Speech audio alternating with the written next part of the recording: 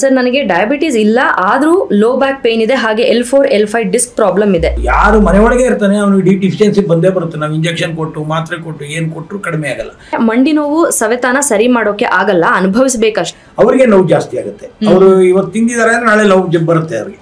ಉದ್ದು ಜಾಸ್ತಿ ತಿಂತಾರೆ, ಇಡ್ಲಿನೇ ವಾರದಲ್ಲಿ 2-3 ದಿವಸ ತಿಂತಾರೆ. Cannot fold my left knee after a small accident. ಆಯುರ್ವೇದದಲ್ಲಿ ಕೆಲವು ಎಲೆಗಳನ್ನೆಲ್ಲ ಸೇರಿಸಿ ಪತ್ರಪಿಂಡ ಸ್ವೇದ ಅಂತ ಮಾಡ್ತೀವಿ. ವಿಟಮಿನ್ B12 ಅಂಡ್ ಅದರ್ ವಿಟಮಿನ್ಸ್ಗೂ ನಾನ್ ವೆಜ್ ತಿನ್ಬೇಕು ಅಂತಾರೆ. ಈಸ್ ಇಟ್ ಟ್ರೂ ಅಂತ ಕೇಳ್ತಾ ಇದ್ದಾರೆ. ಹಸಿ ತರಕಾರಿ ಹಣ್ಣುಗಳನ್ನ ಇವತ್ತು ಋಷಿ ಮುನಿಗಳು ಬೇಕಾದಷ್ಟು ವರ್ಷಗಳನ್ನ ತಿನ್ಕೊಂಡು ಬಂದ್ರು, ಇವತ್ತಿಗೂ ಹರಿಸಿ ತಿಂತಾ ಇರತಕ್ಕಂಥವ್ರು ತುಂಬಾ ಜನ ಇದ್ದಾರೆ. 22 ವರ್ಷದಿಂದ ಸಂಧಿವಾತ ಇದೆ ಅಂತ ಹೇಳ್ತಾ ಇದ್ದಾರೆ. ಇದು ಟ್ರೀಟ್ಮೆಂಟ್.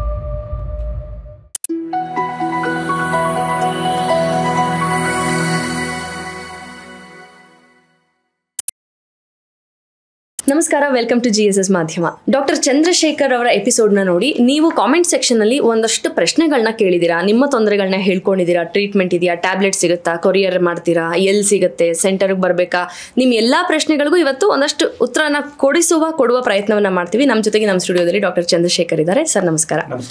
ಎಸ್ ಸರ್, ನಿಮ್ಮ ಟ್ರೀಟ್ಮೆಂಟ್, ನಿಮ್ಮ ಎಪಿಸೋಡ್ನ ನೋಡಿ ಜನಕ್ಕೆ ಒಂದು ಆಶಾಭಾವನೆ, ಒಂದು ಹೊಸ ಭರವಸೆ ಬಂದಿದೆ. ನಾನು ಇಲ್ಲಿ ಹೋಗಬೇಕು, ನಾನು ಹುಷಾರ್ ಆಗ್ತೀನಿ ಅಂತ. ಬಟ್ ಅವರಿಗೆ ಅವರದ್ದೇ ಆದ ಸಣ್ಣ ಸಣ್ಣ ತೊಂದರೆಗಳು ಅಥವಾ ಎನ್ಕ್ವೈರೀಸೋ ಇದೆ.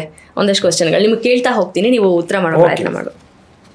60 ವರ್ಷದ ನಂತರ ನಾವುಗಳು ನೀವು ನೀಡೋ ಚಿಕಿತ್ಸೆ ಪಡಿಬಹುದಾ ಅಂತ ಪ್ರೇಮ ಹೆಗ್ಡೆ ಅವ್ರು ಕೇಳ್ತಾ ಇದಾರೆ. ಖಂಡಿತ ಪಡಿಬಹುದು. ಯಾವಾಗ್ಲೂ ಆಕ್ಸಿಡೆಂಟ್ ಆಗಿರಬಾರ್ದು ಆ ಮಂಡಿಗೆ. ಮತ್ತೆ ಆಸ್ಟಿಯೋಮೈಲೈಟಿಸ್ ಅಂತ ಒಂದು ಕಾಯಿಲೆ ಬರುತ್ತೆ, ಅಂದ್ರೆ ಮೂಳೆ ಪುಡಿ ಆಗ್ಬಿಡುವಂತ ಕಾಯಿಲೆ. ಆ ರೀತಿಯ ಕಾಯಿಲೆ ಇಲ್ಲ ಅಂದ್ರೆ ಇದೇ ಚಿಕಿತ್ಸೆಯನ್ನು ಪಡಿಬಹುದು. Okay, fine. ಇನ್ನು ಮಂಜುನಾಥ್ ಅನ್ನೋರು ಹೇಳ್ತಾ ಇದ್ದಾರೆ, ಡಾಕ್ಟರ್ ನಮಸ್ತೆ, ಎಡಮಂಡಿ ಹಿಪ್ ಜಾಯಿಂಟ್ ತುಂಬಾ ನೋವು 5 ವರ್ಷದಿಂದ, 22 ವರ್ಷದಿಂದ ಸಂಧಿವಾತ ಇದೆ ಅಂತ ಹೇಳ್ತಾ ಇದ್ದಾರೆ. ಇದು ಟ್ರೀಟ್ಮೆಂಟ್ ಇದೆ. ಅದಕ್ಕೆ RA ಅಂತ ಒಂದು ಟೆಸ್ಟ್ ಮಾಡ್ತಾರೆ, ಅಂದ್ರೆ ರುಮಟಾಯ್ಡ್ ಆರ್ಥರೈಟಿಸ್ ಫ್ಯಾಕ್ಟರ್ ಅಂತ. ರುಮಟಾಯ್ಡ್ ಆರ್ಥರೈಟಿಸ್ ಫ್ಯಾಕ್ಟರ್ ಇದ್ರೆ ಅದಕ್ಕೆ ಬೇರೆನೇ ಚಿಕಿತ್ಸೆ ಇದೆ.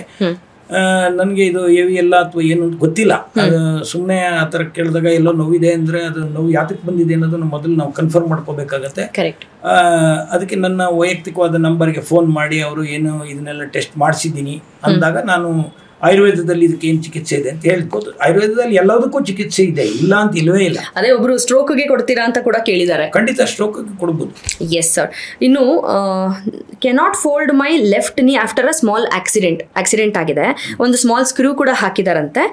ಫಿಬ್ಯುಲಾ joint no pain, can walk freely, are there any remedies to make it fold ಅಂತ ಹೇಳ್ತಾ ಇದ್ದಾರೆ.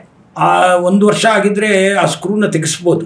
ಅದೇ ಅವರ ಯಾರು ಡಾಕ್ಟರ್ ಇದ್ದಾರೆ ಅವ್ರ ಹತ್ರ ಹೋಗಿ, ಆರ್ಥೋಪೆಡಿಷಿಯನ್ ಹತ್ರ, ಅವರು ಅದನ್ನು ತೆಗೆಸ್ಕೊಂಡು ಬಂದ್ಬಿಟ್ರೆ ಆಮೇಲೆ ಏನ್ ಮಾಡ್ಬೋದು ಅಂತ ಹೇಳ್ಬೋದು, ಮಾಡ್ಬೋದು. ಸರ್ ಹಾಗೆ ಮುಂದೆ ಕೃಷ್ಣ ಅವರು ಕಾಮೆಂಟ್ ಮಾಡಿದ್ದಾರೆ, ಮಂಡಿ ನೋವು ಸವೆತಾನ ಸರಿ ಮಾಡೋಕೆ ಆಗಲ್ಲ, ಅನುಭವಿಸಬೇಕಷ್ಟೇ, ಎಣ್ಣೆ ಮಸಾಜ್ ಮಾಡಿ ತಾತ್ಕಾಲಿಕವಾಗಿ ರಿಲೀಫ್ ಸಿಗ್ಬೋದು ಅಷ್ಟೇ, ಸಂಪೂರ್ಣವಾಗಿ ವಾಸಿ ಆಗಲ್ಲ ಅಂತ ಹೇಳ್ತಾ ಇದ್ದಾರೆ. ಮೇ ಬಿ ಅವ್ರು ತುಂಬಾ ದಿವಸದಿಂದ ಸಫರ್ ಮಾಡಿ ರಿಸಲ್ಟ್ ಸಿಕ್ಕಿಲ್ವೇನೋ ಇರ್ಬೋದು. ಆದ್ರೆ ಈ ಮಂಡಿ ನೋವು ಬರ್ತಾ ಇರೋದು ಯಾತಕ್ಕೆ ಅನ್ನೋದು, ಸವೆತ ಅನ್ನೋದು ಎಲ್ಲರಿಗೂ ಆಗುತ್ತೆ. 40 ವರ್ಷದ ಮೇಲೆ ಸವೆತಾನೇ ಆಗೋದು. ಅದೇ ಮತ್ತೆ ಮತ್ತೆ ಬೆಳೆಯುವಂಥದ್ದೆಲ್ಲ ಪ್ರೋಸೆಸ್ ಕಮ್ಮಿ. ಯಾರಿಗೆ ಮೂಳೆ ಬೆಳೆಯೋದು ಕಮ್ಮಿ ಆಗ್ತಾ ಬರುತ್ತೋ ಅವ್ರಿಗೆ ಈ ತರ ಪೇನ್ ಬರುತ್ತೆ. ಮತ್ತೆ ಮೂಳೆ ಗ್ಯಾಪ್ ಕಮ್ಮಿ ಆಗಿರುತ್ತೆ. ನಾವು ಮಾಡೋದೇನು ಅಂದ್ರೆ ಆ ಗ್ಯಾಪ್ ಅನ್ನು ದೊಡ್ಡದು ಮಾಡೋದು ಅಷ್ಟೇನೆ. ಆ ಗ್ಯಾಪ್ ದೊಡ್ಡದು ಮಾಡಿದ ತಕ್ಷಣ ಆಟೋಮೆಟಿಕ್ ಆಗಿ ನೋವು ಕಮ್ಮಿ ಆಗುತ್ತೆ. ಈ ತರ ಇವಾಗ ಸಾವಿರಾರು ಜನ, ನಾನು 46 ವರ್ಷದಿಂದ ಇದನ್ನೇ ಮಾಡ್ಕೊಂಡು ಬಂದಿದ್ದೀನಿ. ಇದೇನು ಇವತ್ತು ನಿನ್ನೆ ಮಾಡ್ತಾ ಇರೋದಲ್ಲ ಇದು ಚಿಕಿತ್ಸೆ. ಹಾಗಾಗಿ ನಾನು ನನ್ನ ಸುತ್ತಮುತ್ತ ಇರ್ತಕ್ಕಂಥವ್ರೆಲ್ಲ ಬೇಕಾದಷ್ಟು ಜನ ಈ ಚಿಕಿತ್ಸೆ ತಗೊಂಡಿದ್ದಾರೆ. ಹಾಗೆ ಆಗುತ್ತೆ. ಮತ್ತೆ ಬರ್ಬೋದು, ನೋವು ಬರಲ್ಲ ಅಂತ ಹೇಳಕ್ಕಾಗಲ್ಲ. ಯಾಕೆಂದ್ರೆ ಸ್ಟೆಪ್ಸ್ ಹತ್ಕೊಳ್ಳೋದು, 2ನೇ ಫ್ಲೋರ್ 3ನೇ ಫ್ಲೋರ್ ಅಲ್ಲಿ ಹತ್ತಿ ಇಳಿದು ಜಾಸ್ತಿ ಮಾಡ್ತಕ್ಕಂಥವ್ರು ಮತ್ತೆ ಮತ್ತೆ ಆಗ್ತಾ ಇರುತ್ತೆ. ಅದನ್ನ ಮತ್ತೊಂದ್ಸಲ ಬೇಕಾದ್ರೆ ಬರ್ಬೋದು, 1 ವರ್ಷಕ್ಕೆ ಒಂದ್ಸಲ, 6 ತಿಂಗಳಿಗೊಂದ್ಸಲ ಅದನ್ನ ಮತ್ತೆ ಬಂದ್ರೆ ಅದನ್ನ ರೆಕ್ಟಿಫೈ ಮಾಡ್ಕೋಬಹುದು. S sir. ಇನ್ನು ಫ್ರೋಸನ್ ಶೋಲ್ಡರ್ಗೆ ಟ್ರೀಟ್ಮೆಂಟ್ ಇದೆಯಾ, ದಯವಿಟ್ಟು ತಿಳಿಸಿ ಅಂತ ಶಾಂತಾ ಸಿದ್ದರಾಮೇಗೌಡ ಅವ್ರು ಕೇಳ್ತಾ ಇದ್ದಾರೆ. ಫ್ರೋಸನ್ ಶೋಲ್ಡರ್ಗೆ ಟ್ರೀಟ್ಮೆಂಟ್ ಇದೆ. ಆಯುರ್ವೇದದಲ್ಲಿ ಕೆಲವು ಎಲೆಗಳನ್ನೆಲ್ಲ ಸೇರಿಸಿ ಪತ್ರಪಿಂಡ ಸ್ವೇದ ಅಂತ ಮಾಡ್ತೀವಿ. ಪತ್ರಪಿಂಡ ಸ್ವೇದ ಮಾಡಿಸ್ಕೋಬಹುದು. 1 ವಾರ ಅಲ್ಲೇ ಎಲ್ಲಾದ್ರೂ ಹತ್ತಿರದಲ್ಲಿ ಇರ್ತಕ್ಕಂಥ ಆಯುರ್ವೇದಿಕ್ ಚಿಕಿತ್ಸಾಲಯದಲ್ಲಿ ಮಾಡಿಸ್ಕೋಬಹುದು. ಇಲ್ಲ ಅಂದ್ರೆ ನಮ್ಮ ಹತ್ರ ಬಂದ್ರೆ ಬೇರೆನೆ ಅದಕ್ಕೆ ಫ್ರೋಸನ್ ಶೋಲ್ಡರ್ಗೆ ಬೇರೆ ಒಂದು ಸಣ್ಣ ಚಿಕಿತ್ಸೆ ಇದೆ. ಅದಕ್ಕೇನು ಇಷ್ಟೊಂದು ಕಷ್ಟಪಡುವಂಥದ್ದು, ದಿನ ಬರುವಂಥದ್ದು ಏನಿರಲ್ಲ. ಒಂದು 2 ನಿಮಿಷದ ಒಂದು ಇದರಲ್ಲಿ ಮಾಡ್ಬೋದು. S sir. ಇನ್ನು ಮೈಸೂರು ತುಂಬಾ ದೂರ ಆಗುತ್ತೆ, ಸೊ ಮೆಡಿಸಿನ್ ಆನ್ಲೈನ್ ಅಲ್ಲಿ ಕಳಿಸ್ಬೋದಾ? ಅವ್ರ ತಾಯಿಗೆ 63 ವರ್ಷ ಅಂತೆ, ನೀ ಜಾಯಿಂಟ್ ಪೇನ್ ಇದೆ ಅಂತ ಹೇಳ್ತಾ ಇದ್ದಾರೆ. ಇಲ್ಲಿ ಮೆಡಿಸನ್ ಬಹಳ ಪಾತ್ರ ಏನು ವಹಿಸೋದಿಲ್ಲ. ಮೆಡಿಸನ್ ತಗೊಂಡಾಗ ಕಮ್ಮಿ ಆಗುತ್ತೆ, ಮತ್ತೆ ಶುರುವಾಗುತ್ತೆ. ನಾನು ಮೊದಲೇ ಹೇಳ್ತಾ ಇದ್ದೀನಿ, ಇದಕ್ಕೆ ಸಾಮಾನ್ಯವಾಗಿ ಕಾಳುಗಳು ಯಾರು ಜಾಸ್ತಿ ತಿಂತಾರೆ, ಅವರೇ ಕಾಳು, ತಡ್ನಿ ಕಾಳು, ಹೆಸರು ಕಾಳು, ಅಲಸಂದೆ ಕಾಳು, ಈ ಥರ ಯಾರು ವಾಯು ಪದಾರ್ಥಗಳನ್ನು ಜಾಸ್ತಿ ತಿಂತಾರೆ ಅವರಿಗೆ ನೋವು ಜಾಸ್ತಿ ಆಗುತ್ತೆ. ಅವರು ಇವತ್ತು ತಿಂದಿದ್ದಾರೆ ಅಂದ್ರೆ ನಾಳೆ ನೋವು ಬರುತ್ತೆ ಅವ್ರಿಗೆ. ಉದ್ದು ಜಾಸ್ತಿ ತಿಂತಾರೆ, ಇಡ್ಲಿನೇ ವಾರದಲ್ಲಿ 2-3 ದಿವಸ ತಿಂತಾರೆ, ಬರೀ ಹೋಟ್ಲಲ್ಲಿ ಹೋದ ತಕ್ಷಣ ಇಡ್ಲಿ ಆರ್ಡರ್ ಮಾಡ್ತಿರ್ತಾರೆ, ಅಂಥವ್ರಿಗೆ ನೋವು ಜಾಸ್ತಿ ಆಗುತ್ತೆ. ಯಾರಿಗೆ ಇರುತ್ತೆ ಅವ್ರಿಗೆ, ಎಲ್ಲರಿಗೂ ಅಲ್ಲ, ಅವ್ರ ಪ್ರಕೃತಿಯ ಮೇಲೆ ಹೋಗುತ್ತೆ. ಆ ರೀತಿ ಪ್ರಕೃತಿ ಇದ್ದವರಿಗೆ ಉದ್ದನ್ನು ಕಡಿಮೆ ಮಾಡ್ಕೋಬೇಕು ಅವರು. ಈ ಕಾಳುಗಳನ್ನು ತಿನ್ನಬಾರ್ದು. ಬರೀ ತೊಗರಿ ಬೇಳೆ, ಹುರುಳಿ ಇದೆರಡನ್ನ ಮ್ಯಾಕ್ಸಿಮಮ್ ಜಾಸ್ತಿ ಬಳಸುವಂಥದ್ದು. ಸಾಮಾನ್ಯವಾಗಿ ಮನೆಯಲ್ಲಿದ್ದಾಗ ಇದೆರಡನ್ನೇ ಜಾಸ್ತಿ ಬಳಸ್ಕೋಬೋದಲ್ಲ. ತೊಗರಿ ಬೇಳೆ ಸಾಕು ಅಥವಾ ಹುರುಳಿನೂ ಸಾಕಾಗುತ್ತೆ. ಈ ಎರಡರಲ್ಲೇ ಮ್ಯಾನೇಜ್ ಮಾಡ್ತಾ ಇದ್ರೆ ಯಾವುದೇ ನೋವು ಬರೋದು ಕಮ್ಮಿ ಆಗುತ್ತೆ. ಆ ಥರ ತೀರಾ ಜಾಸ್ತಿ ನೋವಿದ್ದಾಗ ನಾವು ಈ ರೀತಿ ಯಾವುದು ಗ್ಯಾಪ್ ಕಮ್ಮಿ ಇದ್ದಂಥದ್ದಕ್ಕೆ ಗ್ಯಾಪ್ ಜಾಸ್ತಿ ಮಾಡಿಸುವಂಥದ್ದು, ಮಜಲ್ ಕ್ರ್ಯಾಂಪ್ಸ್ ಇರುವಂಥದ್ದನ್ನು ಸರಿ ಮಾಡುವಂಥದ್ದು, ಇದನ್ನು ಮಾಡ್ಬೋದು. Okay sir.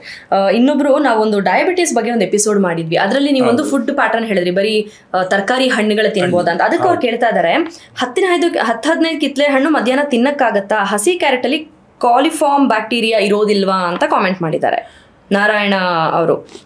ಅಂದ್ರೆ ನೀವು ಎಲ್ಲಿ ತಗೋತಾ ಇದ್ದೀರಾ ತರಕಾರಿ ಅನ್ನೋದು ಮುಖ್ಯ ಆಗುತ್ತೆ. ಎಲ್ಲಿ ಸಾವಯವ ತರಕಾರಿಗಳನ್ನು ಬೆಳೆಯೋ ಜಾಗದಲ್ಲಿ ತಗೊಂಡ್ರೆ ತುಂಬಾ ಒಳ್ಳೇದು. ಅಕಸ್ಮಾತ್ ಬ್ಯಾಕ್ಟೀರಿಯಾಸ್ ಇದೆ ಅಂದ ಮಾತ್ರಕ್ಕೆ ನೀವು ಎಲ್ಲದನ್ನೂ ಬೇಯಿಸೇ ತಿನ್ಬೇಕು ಅನ್ನೋಂಥದ್ದು ಏನಿಲ್ಲ. ಹಸಿ ತರಕಾರಿ ಹಣ್ಣುಗಳನ್ನ ಇವತ್ತು ಋಷಿ ಮುನಿಗಳು ಬೇಕಾದಷ್ಟು ವರ್ಷಗಳನ್ನ ತಿನ್ಕೊಂಡು ಬಂದ್ರು, ಇವತ್ತಿಗೂ ಹರಿಸಿ ತಿಂತಾ ಇರತಕ್ಕಂಥವ್ರು ತುಂಬಾ ಜನ ಇದ್ದಾರೆ. ನೀವು ಉಪ್ಪು ನೀರೊಳಗಡೆ ಸ್ವಲ್ಪ ಹೊತ್ತು ಹಾಕ್ಬಿಟ್ಟು ಅದನ್ನ, ಅಥವಾ ಬೆಚ್ಚಗಿರೋ ನೀರಲ್ಲಿ ಅಥವಾ ಬಿಸಿ ನೀರಲ್ಲಿ ಹಾಕ್ಬಿಟ್ಟು ಸ್ವಲ್ಪ ಹೊತ್ತು ಅದನ್ನು ತೆಕ್ಕೊಂಡು ಅದನ್ನು ಕಟ್ ಮಾಡ್ಕೊಂಡು ತಿನ್ಬೋದು. ಆದರೆ ನಾವು ಎಲ್ಲದರಲ್ಲಿ ಯಾವುದ್ರಲ್ಲಿ ಬ್ಯಾಕ್ಟೀರಿಯಾ ಇದೆ ಅಂತ ನಾವು ಮೈಕ್ರೋಸ್ಕೋಪ್ ಇಟ್ಕೊಂಡು ನೋಡೋದು ಇವತ್ತಿನ ದಿವಸದ ಕಷ್ಟನೇ. ನೀವು ಹೇಳೋದು ಸರಿ ಇದೆ. ಆದರೆ ಕ್ಯಾರೆಟ್, ಕ್ಯಾಬೇಜು, ಬೀನ್ಸು, ಬೆಂಡೆಕಾಯಿ, ಸೌತೆಕಾಯಿ, ಮೂಲಂಗಿ, ಹಾಗಲಕಾಯಿ, ಗೋರಿಕಾಯಿ ಯಾವ್ದಾದ್ರು ಒಂದು ತರಕಾರಿ ನಾನು ಹೇಳಿರೋದು. ಮತ್ತೆ ಹಣ್ಣುಗಳು ಅಂದರೆ ಎಲ್ಲ ಹಣ್ಣುಗಳು ತಿನ್ಬಿಟ್ಟು ಊಟನೂ ಮಾಡಿ ಅಂತ ಹೇಳಿಲ್ಲ. ಆ ಊಟದ ಬದಲಿಗೆ ಹಣ್ಣು ತಿಂತಾ ಇದ್ದೀರಾ ನೀವು. ಅದರಿಂದ ನಿಮ್ಗೆ 1-2 ಕಿತ್ಲೆ ಹಣ್ಣು ತಿಂದರೆ ಹೊಟ್ಟೆ ಹಸು ಹೋಗಲ್ಲ. ಆ ಸಂದರ್ಭದಲ್ಲಿ ಮತ್ತೆ ಇನ್ನೊಂದು ಗಂಟೆಗೆಲ್ಲ ಹೊಟ್ಟೆ ಹಸಿಯುತ್ತೆ, ಅರ್ಧ ಗಂಟೆಗೆಲ್ಲ ಹೊಟ್ಟೆ ಹಸಿಯುತ್ತೆ ಅಂದಾಗ ಏನು ಮಾಡ್ತೀರಾ? ಅದಕ್ಕೋಸ್ಕರ ಸ್ವಲ್ಪ ಜಾಸ್ತಿ ಹಣ್ಣುಗಳನ್ನು ತಿನ್ನಿ ಅಂತ ಹೇಳಿದ್ದೀವಿ ಅಷ್ಟೇ. ನಿಮ್ಮ ಹೊಟ್ಟೆ ತುಂಬಷ್ಟು ಹಣ್ಣು ತಿನ್ನಿ ಅಂತ ಹೇಳಿದ್ದೀವಿ. ಹಣ್ಣುಗಳಲ್ಲಿ ಫ್ರಕ್ಟೋಸ್ ಇರುತ್ತೆ, ಅದರಲ್ಲಿ ಗ್ಲೂಕೋಸ್ ಇರಲ್ಲ. ನೀವೇನು ಅನ್ಕೊಂಡ್ಬಿಟ್ಟಿದ್ದೀರಾ, ಹಣ್ಣಲ್ಲಿ ಸಿಹಿ ಇರುತ್ತೆ, ಅದರಿಂದ ನಾನು ಶುಗರ್ ರೈಸ್ ಆಗಿಬಿಡುತ್ತೆ ಅಂತ. ಖಂಡಿತ ರೈಸ್ ಆಗಲ್ಲ. 8 ದಿವಸದೊಳಗೆ ಶುಗರ್ ನಾರ್ಮಲ್ಗೆ ಬಂದೇ ಬರುತ್ತೆ. ವಾಕಿಂಗ್ ಮಾಡಬೇಕು, ಏನೂ ಎಕ್ಸಸೈಸ್ ಮಾಡಲ್ಲ, ಸುಮ್ಮನೆ ಕೂತಿದ್ದ ಜಾಗದಲ್ಲಿ ಕೂತ್ಕೊಂಡು ಟಿವಿ ನೋಡ್ತಾ ಇರ್ತೀವಿ ಅಥವಾ ಓಡಾಡೋದು ಅಂದರೆ ಮನೇಲಿ ಓಡಾಡೋದು ಮಾತ್ರ. ಇಂಥವ್ರಿಗೆ ಮಾತ್ರ ಕಡಿಮೆ ಆಗೋದು ತುಂಬಾ ದಿವಸ ಹಿಡಿಯುತ್ತೆ. ನಾವು ಬರೀ 8 ದಿವಸದ ಪಥ್ಯ ಯಾಕೆ ಹೇಳಿದ್ವಿ ಅಂದ್ರೆ, ಈ ಪಥ್ಯದ ಜೊತೆಗೆ ಆಹಾರ ಮತ್ತೆ ವಿಹಾರ ಎರಡನ್ನೂ ಜೊತೆಗೆ ತಗೊಂಡು ಹೋಗ್ಬೇಕು. 8 ದಿವಸ ಕಳೆದ ಮೇಲೆ ನಾವು ಊಟ ಮಾಡಬೇಡಿ ಅಂತ ಹೇಳೇ ಇಲ್ಲ. 2 ದೋಸೆ, 2 ಇಡ್ಲಿ, 2 ಚಪಾತಿ, ಈ ಥರ ಡೈಲಿ ನಿಮ್ಮ ಒಂದು ಇದನ್ನ ರೊಟೀನ್ ಮಾಡ್ಕೊಂಬಿಡಿ. 3ನೇ ದೋಸೆ ತಿನ್ನಕೋಬೇಡಿ, 3ನೇ ರೊಟ್ಟಿ ತಿನ್ನಕ್ಕೆ ಹೋಗ್ಬೇಡಿ. ಆಮೇಲೆ ಆಹಾರನೂ ಅಷ್ಟೇ, 1 ಹಿಡಿಯಷ್ಟು ಮಾತ್ರ ಅಕ್ಕಿ. ನಮ್ಮ ಹೊಟ್ಟೆ ಇರೋದೇ 1 ಹಿಡಿಯಷ್ಟು. ನೀವು 4 ಹಿಡಿ ಅಕ್ಕಿ ತಿಂತೀನಿ ಅಂದರೆ ಅದು ಜಾಸ್ತಿ ಆಗಿಬಿಡುತ್ತೆ. ಅದಕ್ಕೋಸ್ಕರ 1 ಹಿಡಿ ಪಾಲಿಶ್ ಕಮ್ಮಿ ಇರೋ ಅಕ್ಕಿ ತೊಗೊಂಡ್ರೆ ನಿಮಗೆ 3 ಹಿಡಿಯಷ್ಟು ಅನ್ನ ಆಗುತ್ತೆ. ಅದನ್ನು 2 ಪಾರ್ಟ್ ಮಾಡ್ಕೊಳ್ಳಿ. ಅರ್ಧ ಮಾಡಿಕೊಂಡು ಅನ್ನ ಸಾಂಬಾರು, ಅನ್ನ ಮಜ್ಜಿಗೆ ಈ ಥರ ಮಾಡಿಕೊಂಡು ಸ್ವಲ್ಪ ತರಕಾರಿನೂ ತಿನ್ಕೊಳ್ಳಿ, ಅಥವಾ ಹಣ್ಣುಗಳು ಸ್ವಲ್ಪ ತಿನ್ನಿ. ಈ ರೀತಿ ಅದಕ್ಕೆ ಮ್ಯಾನೇಜ್, ನಿಮ್ಗೆ ಹೊಟ್ಟೆ ಹಸಿವು ಬರದೇ ಇರೋ ರೀತಿ ನಿಮಗೆ ಮ್ಯಾನೇಜ್ ಮಾಡ್ಕೊಳ್ಳಿ ಅಂತ ಹೇಳಿದ್ವಿ. ಮಜ್ಜಿಗೆ ಕುಡೀರಿ, ಮಜ್ಜಿಗೆಗೆ ಏನೇನು ಹಾಕ್ಕೋಬೇಕು ಅಂತ ಹೇಳಿದ್ವಿ. ಇಂಗು, ಈರುಳ್ಳಿ, ಬೆಳ್ಳುಳ್ಳಿ, ಕೊತ್ತಂಬರಿ ಸೊಪ್ಪು, ಕರಿಬೇವಿನ ಸೊಪ್ಪು, ಪುದೀನ, ಮತ್ತು ಜೀರಿಗೆ, ಧನಿಯಾ, ನಿಮಗೆ ಕಾಳುಮೆಣಸು, ನಿಮ್ಗೆ ಏನು ಬೇಕೋ ಅದನ್ನು ಕದರ್ಕೊಂಡು ಮಜ್ಜಿಗೆ ಮಾಡ್ಕೊಂಡು ಕುಡೀರಿ ಆದಷ್ಟು ಜಾಸ್ತಿ. ಮೇಡಮ್, ನಾನು ನಾನ್ ವೆಜ್ ತಿನ್ನಲ್ಲ, but vitamin B12 and other ವಿಟಮಿನ್ಸ್ಗೂ ನಾನ್ ವೆಜ್ ತಿನ್ನಬೇಕು ಅಂತಾರೆ. ಈಸ್ ಇಟ್ ಟ್ರೂ ಅಂತ ಕೇಳ್ತಾ ಇದ್ದಾರೆ.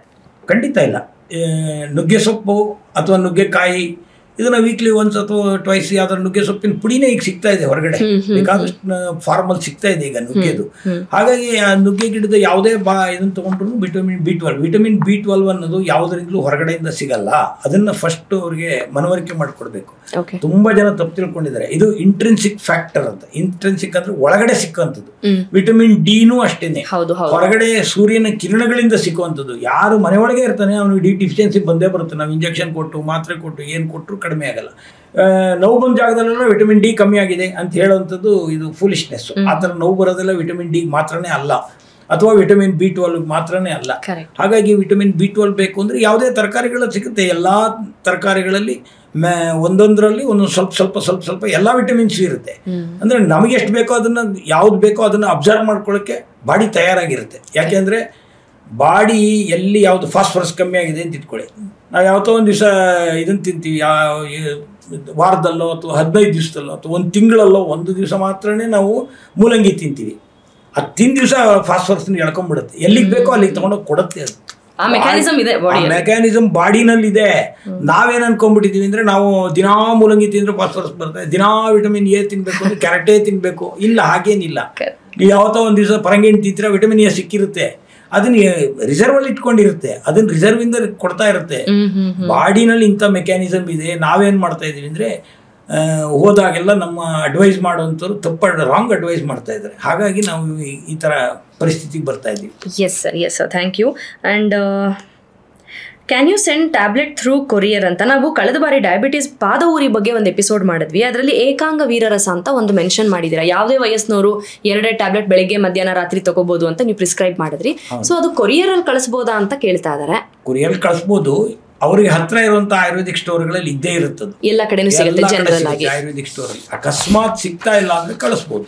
ಕಾಲು ಕೈ ಇಚ್ಚಸ್ ಇರುತ್ತೆ, ದಯವಿಟ್ಟು ಇದರ ಬಗ್ಗೆ ತಿಳಿಸಿ ಅಂತ ಹೇಳ್ತಾ ಇದ್ದಾರೆ. ಕಾಲು ಕೈ ಇಚ್ಚಸ್ಸು ಯಾತ್ರಿಂದ ಬರ್ತಾ ಇದೆ? ಫಂಗಲ್ ಇದರಿಂದ ಬರ್ತಾ ಇದೆಯಾ, ಇನ್ಫೆಕ್ಷನ್ ಇಂದ, ಅಥವಾ ಇದು ಎಕ್ಸಿಮಾ ಅಂತ ಬರುತ್ತೆ, ಡ್ರೈ ಎಕ್ಸಿಮಾ ಅಂತ ಬರುತ್ತೆ, ವೀಪಿಂಗ್ ಎಕ್ಸಿಮಾ ಅಂತ ಬರುತ್ತೆ, ಸೋರಿಯಾಸಿಸ್ ಅಂತ ಬರುತ್ತೆ, ಅಥವಾ ಇದು ಯಾವುದು ಅಲ್ಲದೇನೂ ಬರ್ತಾ ಇರತಕ್ಕಂಥದ್ದು ಇರುತ್ತೆ. ಅದರಿಂದ ಇದು ಯಾವ ಇದರಿಂದ ಬರ್ತಿದೆ ಅಂತ ನಮಗೆ ಗಮನಕ್ಕೆ ಬಂದ್ರೆ ಅದಕ್ಕೆ ತಕ್ಕಂತ ಇದನ್ನ ಕೊಡ್ಬೋದು. ಓಕೆ. ಸೊ ಹಾಗಿದ್ರೆ ನಾಗರಾಜ್ ಅವರು ದಯವಿಟ್ಟು ಡಾಕ್ಟರ್ನ ಬಂದು ಕಾಣಬೇಕಾಗತ್ತೆ. ಸರ್, ನನಗೆ ಡಯಾಬಿಟೀಸ್ ಇಲ್ಲ, ಆದರೂ ಲೋ ಬ್ಯಾಕ್ ಪೇನ್ ಇದೆ, ಹಾಗೆ L4 L5 ಡಿಸ್ಕ್ ಪ್ರಾಬ್ಲಮ್ ಇದೆ, ಬಲಗಾಲು ತುಂಬಾ ಜೋಮ್ ಬರುತ್ತೆ, ಚಿಕಿತ್ಸೆ ಇದೆಯಾ ಏನು ಅಂತ ಕೇಳ್ತಾ ಇದ್ದಾರೆ. ಇದೆ, ಅದಕ್ಕೆ ಅದೇ ನೀವು ಬರ್ಲಿಕ್ಕಾಗಲ್ಲ ಅಂದ್ರೆ ಅಲ್ಲೇ ನೀವು ಮನೆಯಲ್ಲಿ ಮಾಡ್ಕೋಬೋದು. ಪಾರಿಜಾತ ಎಲೆ ಅಂತ ಸಿಗುತ್ತೆ, ಒಂದು ಹಿಡಿಯಷ್ಟು ಪಾರಿಜಾತ ಎಲೆ ತಗೊಂಡು ಅದನ್ನು 2 ಲೋಟ ನೀರಲ್ಲಿ ಹಾಕಿ ಕುದಿಸ್ಬಿಟ್ಟು ಅದನ್ನು ಸೋಸ್ಕೊಂಡು ಆರಿದ ಮೇಲೆ ಅದಕ್ಕೊಂಚೂರು ಬೆಲ್ಲ ಹಾಕ್ಕೊಂಡು ಬೆಳಗ್ಗೆ ಹೊತ್ತು ಒಂದು 6 ದಿವಸ ಕುಡಿದ್ರೆ ನಿಮ್ಮ ಜೋವು ಬರೋದು ನಿಂತೋಗುತ್ತೆ, ಸೊಂಟ ನೋವು ನಿಂತೋಗುತ್ತೆ. ಈಗ ಈ ಪ್ರಶ್ನೆ ಬೇರೆ ಯಾರಿಗೋ ರಿಲೇಟ್ ಆಗುತ್ತೆ ಅಂದ್ರೆ ಸುಮ್ಮನೆ ರ್ಯಾಂಡಮ್ ಆಗಿ ಅವರು ಯಾರು ಬೇಕಾದ್ರೂ ತಗೋಬಹುದು. ಸೊ ಇದು ನ್ಯಾಚುರಲ್ ಆಂಟಿಬ್ಯಾಕ್ಟೀರಿಯಲ್, ಆಂಟಿವೈರಲ್, ಇದು anti bacterial, antiviral, any viral disease ಪಾರಿಜಾತ ಕಷಾಯ ಕುಡಿದ ತಕ್ಷಣ ವೈರಸ್ ಹೋಗುತ್ತೆ. ಇದು ಜನರಲ್ ಆಗು ಮಾಡ್ಕೋಬಹುದು. Wow, wonderful. ಸೊ ಇದು ಸೈಡ್ ಎಫೆಕ್ಟ್ ಆಗುವಂತದ್ದು ಏನಿಲ್ಲ.